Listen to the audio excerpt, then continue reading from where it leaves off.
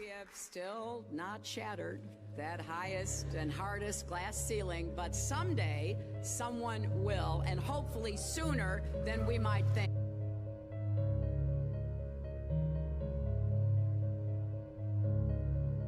As the galaxies go whizzing by over the glass domed ceiling. Now tell me that doesn't work for you.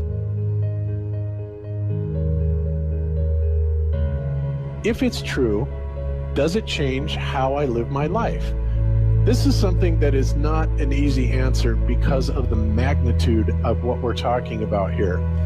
How it will change your life, first of all, when you understand it, is dramatic, to say the least. Will it change you from having to go to your job every day and the things that you typically do every day? No.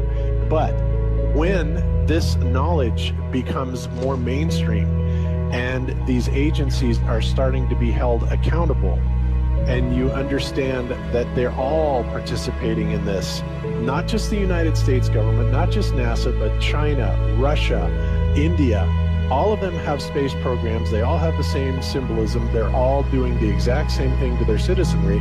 And the first thing you have to understand about this is that the deception goes all the way to the top. And when I say all the way to the top, you have to kind of get rid of the notion that the people at the very highest levels are working together.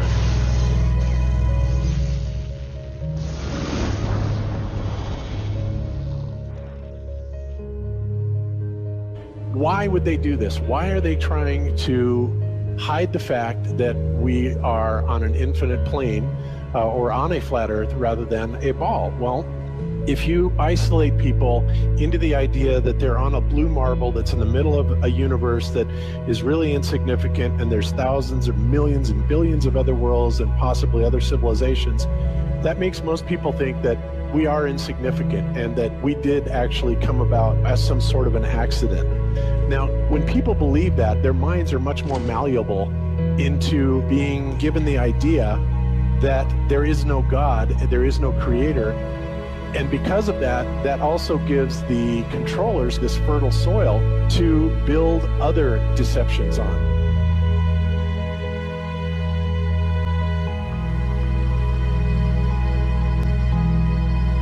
Why do you think that Truman has never come close to discovering the true nature of his world until now? We accept the reality of the world with which we're presented. It's as simple as that. It's about total control, mental, physical, spiritual, every way, shape, and form possible. You have to remember how big of a conspiracy this is. This isn't talking about just the JFK thing or isn't talking about just 9/11. It's on an umbrella kind of system to where it is the biggest deception that there is. It actually exposes every other deception, and nothing else brings down the power of the elite because it really exposes education, science, the economy, television, museums, universities. Think of all the things that have been fooled. I feel worse for the people that are out there building satellites, the people that are out there actually working for these space agencies, the people out there teaching in schools as professors, because they would all come to the conclusion eventually, once this gets out, that they've all been contributing to the lie. Why do you believe what you believe? Prove it without using NASA or any other space agency, the government or military of any country in the world. Why would I say that? NASA has been proven to be liars time and time again. I could spend a whole weekend here showing you the lies of NASA. How many of you believe your government is 100% honest and can be trustworthy? And how many of you know the military answers to their government? Okay, so if those three sources are all proven liars, why would you trust them? Fool me once, right? Shame on you. Fool me twice, shame on me. I say, continue to believe pathological liars and you're an idiot. But that's what we've all done. And so, I look at these stuff, we've all seen the textbooks, we've all seen the videos and movies and all these things, and there's so much of it. Do you know what the budget NASA has? You know how much they get? How much money they get? Have you seen the movie Gravity? That's made for about $100 million, give or take. And if you saw the movie Gravity, that was pretty impressive. I saw it on IMAX, big screen, like, wow. I mean, I felt like I was with Sandra Bullock flying around in space, freaking out myself. Okay, this is what they're able to do with $100 million.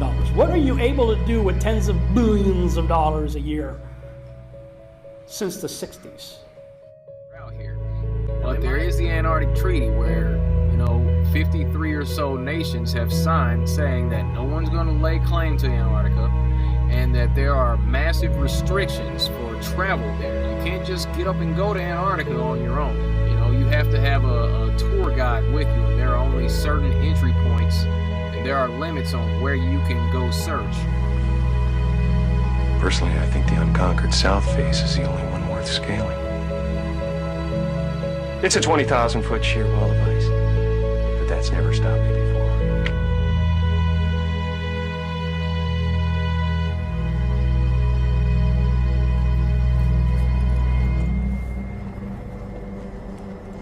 Welcome.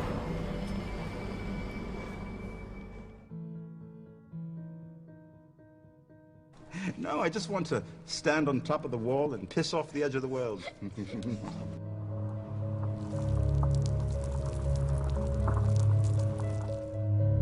What difference does it make? What difference does it make? Yeah, that's their favorite line. Got a lot of people, what difference does it make? You can't figure out what difference it makes?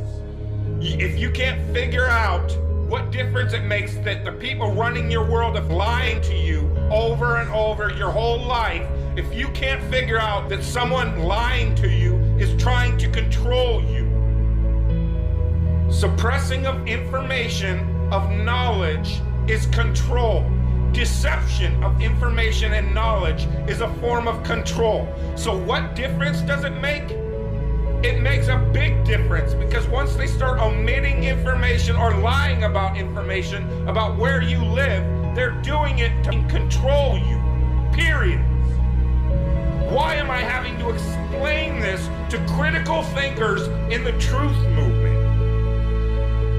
The way you control billions of people is to keep them divided and fighting each other. Flat Earth is not a psyop. Flat Earth destroys the psyop. Every psyop that's been used to control us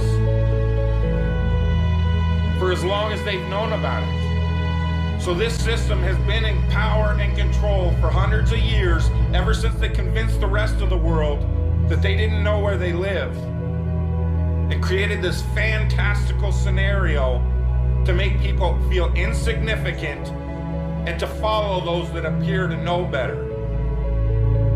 Why is the flat earth so important? Because it shows the deception. And if everybody would just come together and demand answers, they would be in checkmate. They would not know what to do.